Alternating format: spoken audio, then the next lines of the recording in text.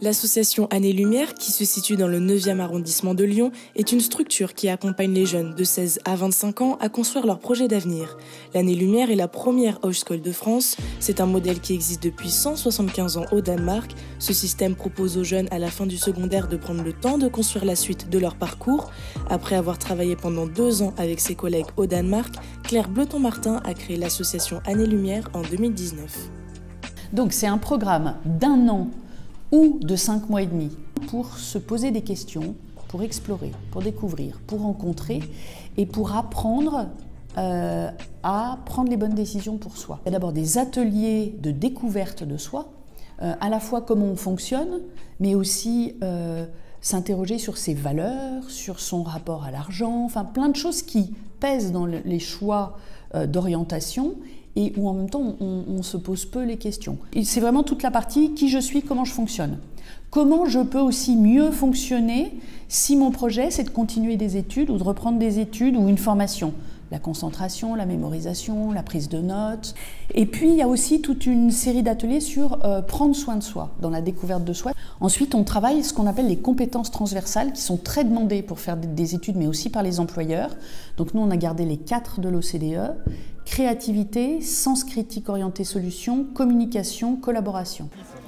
Les lumineux doivent effectuer 3 grands projets lors de cette année, un parcours d'entrepreneuriat, un voyage en Europe que les lumineux préparent eux-mêmes et un parcours d'immersion où les jeunes doivent accomplir soit des stages, soit un engagement bénévole, soit un job étudiant ou un service civique dans une association.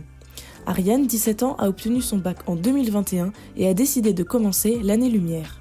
Je m'étais inscrite à la fac là, en début d'année, donc j'ai commencé une L1 de STAPS et ça m'a pas plu en fait, donc j'ai arrêté, j'ai préféré arrêter.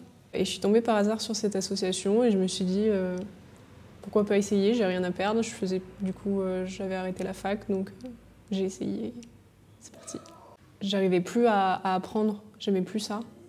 Et là, je retrouve d'autres manières de me dire finalement apprendre, on le fait tous les jours et ça peut être hyper intéressant.